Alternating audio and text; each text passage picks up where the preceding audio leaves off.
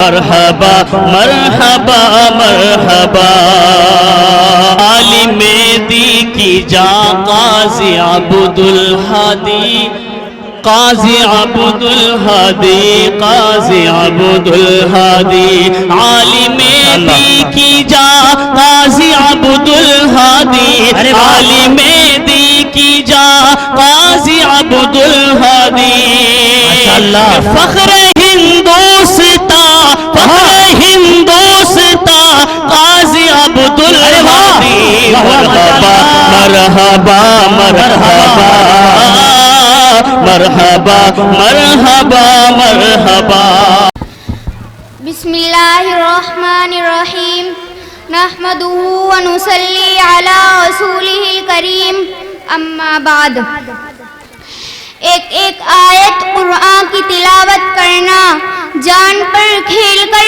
اظہار صداقت کرنا، جنگ والے نے بتایا بزبان جرأت زندگی کیا ہے تمنائے شہادت کرنا، اس نے جو لفظ سرے سینائے صحرا لکھا، مٹ سکے گا نہ ہواؤں سے کچھ ایسا لکھا، اس نے ایمان سے چمکتی ہوئی پیشانی پر خون سے اپنے صحابہ کا قصیدہ لکھا۔ مشفق و مکرم استاد محترم اور حاضرین مجلس، اسٹیج پر آنے والا شخص یا تو بڑا ہوتا ہے جو چھوٹوں کو نصیحت کرنے آتا ہے، یا اسٹیج پر آنے والا شخص چھوٹا ہوتا ہے جو اپنا یاد کیا ہوا سبق سنانے آتا ہے۔ تو یہاں بھی یہی نسبت ہے، میں ایک طالب علم ہوں اور اپنے اسلاف سے سنا ہوا سبق سنانے آئی ہوں۔ دعا کیجیے کہ اللہ رب العزت مجھ کو ٹھیک ٹھیک کہنے اور ہم سب کو اس پر عمل کرنے کی توفیق عطا فرمائے۔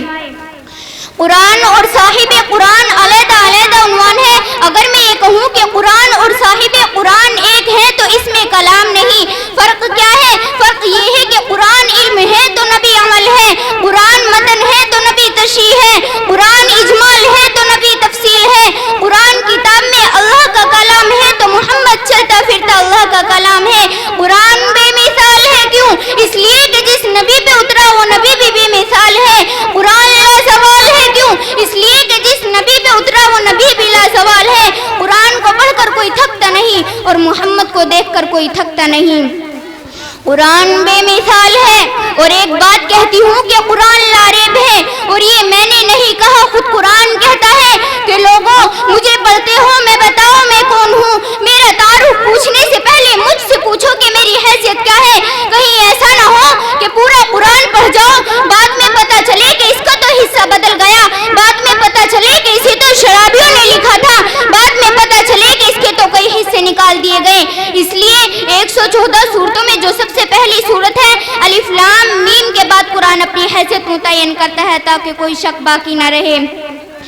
یہ قرآن ہے، اترنے کو تو توریت بھی اتری، زبور بھی اتری، انجیل بھی اتری۔ توریت کا وقت آیا تو موسیٰ علیہ السلام سے کہا کہ موسیٰ طور پہاڑ پہ جاؤ، یہاں تمہیں توریت ملے گی۔ زبور کا وقت آیا تو داؤد علیہ السلام سے کہا کہ اپنی عبادت خانے میں بیٹھ جاؤ، یہاں تمہیں زبور ملے گی۔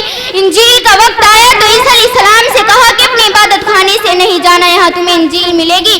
لیکن جب ذالک الکتاب اتری تو میرے پیغمبر صلی اللہ علیہ وسلم کو کتاب لینے کے لیے جانا نہیں پڑا، بلکہ پیغمبر مکے میں تھا تو قرآن کو مکے میں بھیج دیا، نبی مدینے میں تھا تو قرآن کو مدینے میں بھیج دیا، نبی بدر میں تو قرآن بدر میں، نبی احد میں تو قرآن احد میں، اور نبی غزوہ تبوک میں تو قرآن غزوہ تبوک میں۔ ہمیں دین قرآن نے سکھایا، رمضان کا مہینہ قرآن نے بتایا، عظمت قرآن نے سکھائی، سلام قرآن نے سکھایا۔ اب اسی قرآن سے پوچھتے ہیں کہ قرآن محمد صلی اللہ علیہ وسلم کا تعارف بیان کر، تو قرآن نے کہا الم یجدک یتیما فآویٰ۔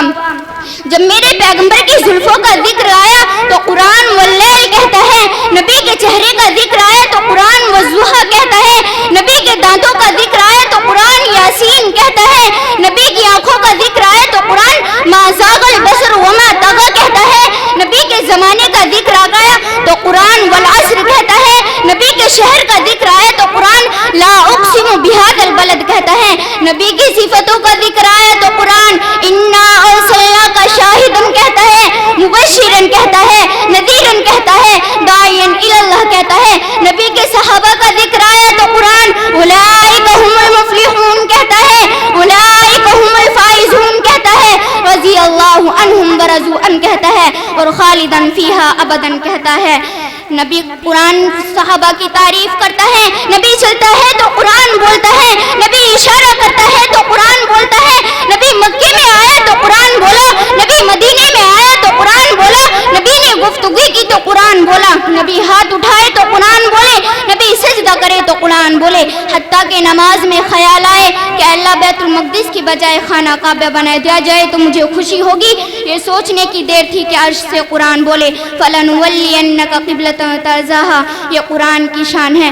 میں وقت کی قلت کو مد نظر رکھتے ہوئے اپنی تقریر کو ختم کرتی ہوں. وَمَا عَلَيْنَا إِلَّا الْبَلَاغُ.